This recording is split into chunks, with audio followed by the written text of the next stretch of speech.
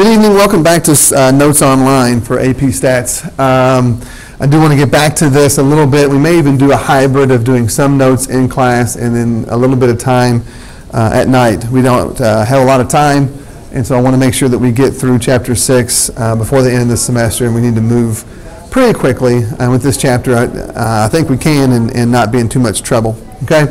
So maybe a few minutes each night, depending on what we can do in class.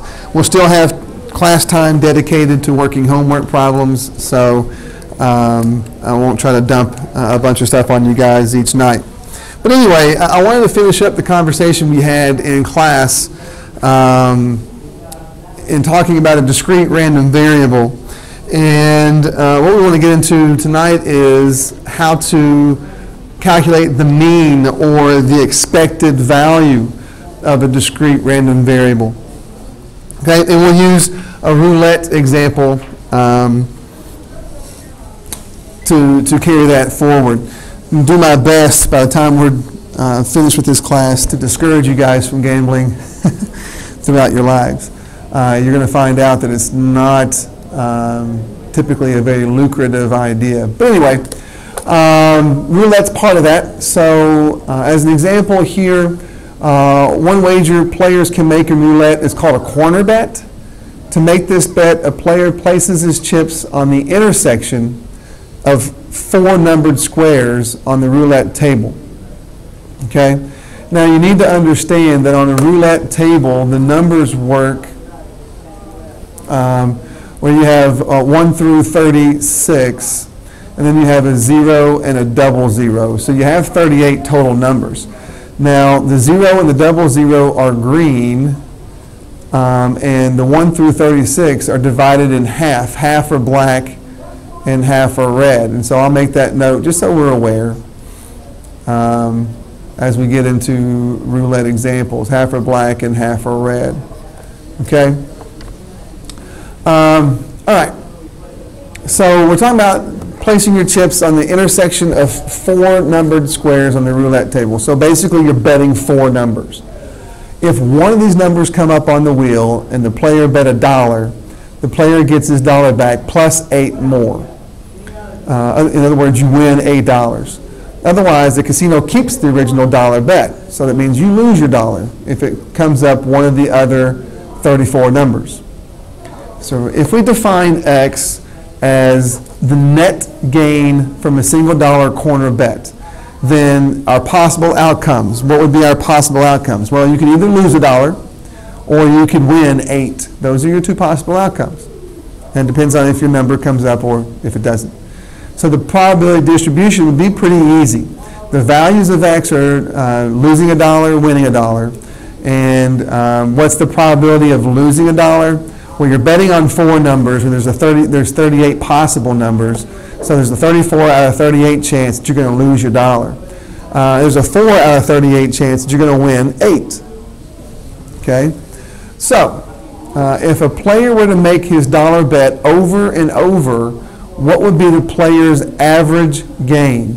And another way to ask this is if a player were to make a dollar bet over and over and over again, what would that player expect to win?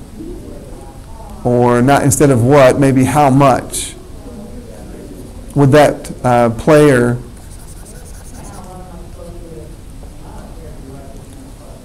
expect to win? Okay?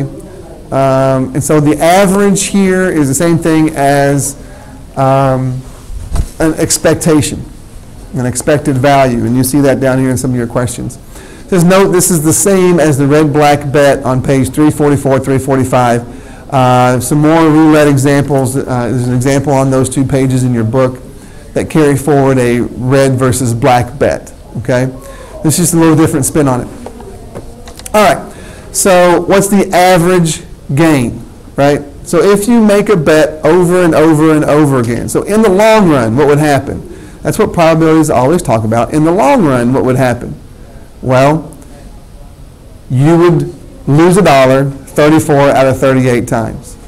And you would win $8 4 out of 38 times. So in the long run, If I wanted to find the mean of x, of your random variable, so mu, we're going to bring mu back as the mean, that means in the long run, out of 38 bets, I would lose $1 the first time, then lose $1 the second time, then lose $1 the third time, then lose $1 the fourth time, so on and so forth, right? All the way out to where I would lose $1 the 34th time.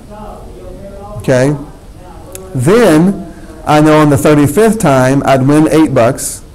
On the 36th time, 36th time I'd win 8. 38th I would win 8. 37th I'd win $8. And on the 38th bet I'd win $8. And this is again in the long run. That's what our probability tells us. So these are all the winnings I would get in my 38 bets, right? Winnings or losings.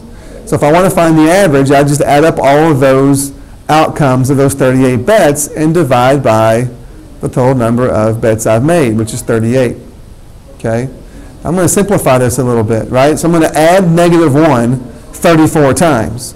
Well, we know from elementary school math, that's just the same thing as taking -1 and multiplying it by 34. And I'm going to add to it winning $8 4 times.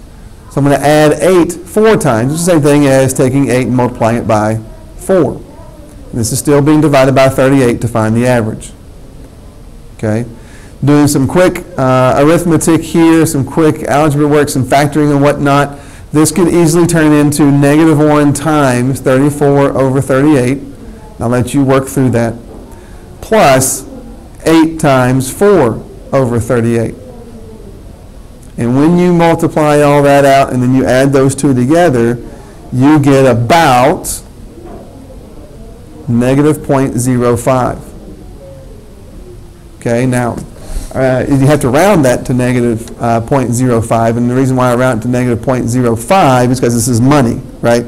So we need the pennies in here, so we round to the hundredths position. So, what does that mean?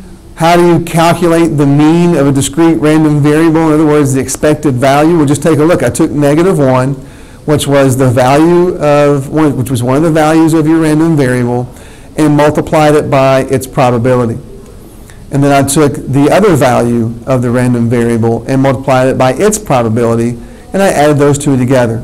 So if I want to find the mean of a random variable, then I simply take the value, the first value it can take, times its probability, add to it the second value it can take times its probability, and then add to it all the way out till you get to your last term, which we can call the ith term. We don't know where it stops, right?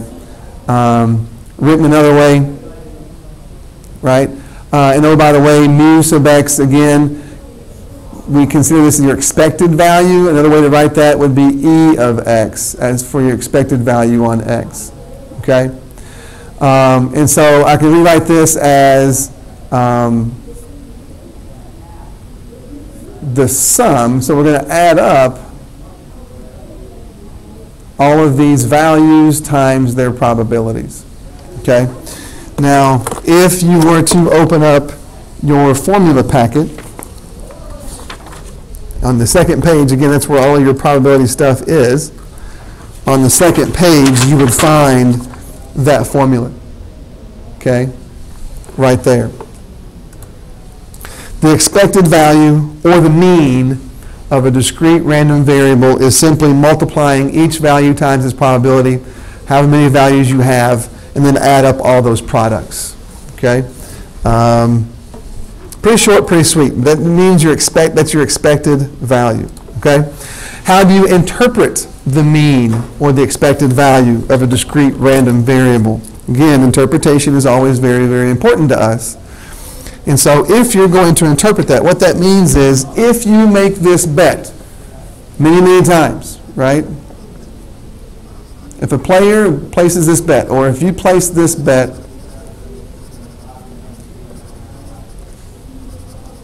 many times, remember, probability is always in the long run, what would you expect to happen, right? If you place this bet many times, you would expect to what? You would expect to, since your mean was 5 cents, basically, you would expect to lose 5 cents. Okay? As a template, that's what you'd want to do. If this happens many times, you would expect, and you want to use that word, and some of you guys already are, when you're interpreting your probabilities, you're already using the word expect, and that's good. You would expect blank to happen, and that's where your context is going to come from, right? This is your context. This is your context based on what your mean was. Okay, so if you place this bet many times, you would expect to lose 5 cents. Okay? And so again, I promised that tonight would be very short since you didn't have much warning that we're going to go back to notes online. So I'll end here. We'll take a look at some homework problems in class tomorrow. I'll text those out with the notes that this is posted. And if we have enough time, maybe get into standard deviation in class. If not, we'll do that online as well. Okay? Before I leave, as part of your homework, go ahead and calculate and interpret the mean of the random variable x, which is rolling a 2 on 3 rolls of a die example, the one that we did in class, right? Go find the mean and interpret that mean, and we'll talk about what you came up with and what that sounds like at the beginning of class tomorrow. Okay, that's it. Enjoy your night, and see you guys tomorrow.